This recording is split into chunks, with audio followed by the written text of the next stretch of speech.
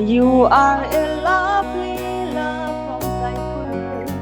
I am from KARBI Anglong. You are a lovely love from SAIKUL.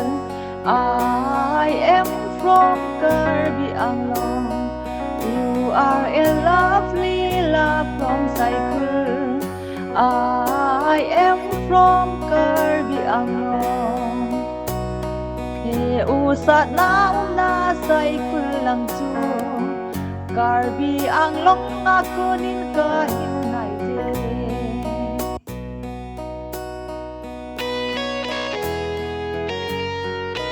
Dimapura inakimuto walay chu.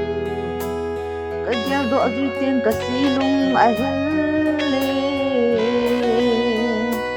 Dimapura inoplen lay ni chu. Kahit hangay dingdi eong. Dimapura inoplen lay ni chu. Kahit hangay di ohe usa.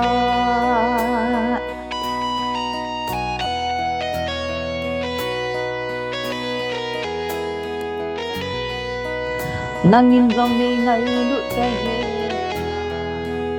Nangin dòng ni nung siết cái he nai he usa.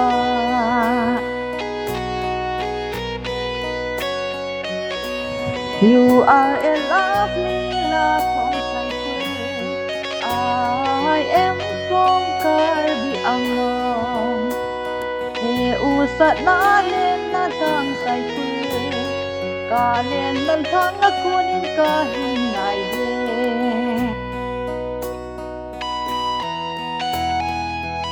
Hingi hong nangin ay natigiin.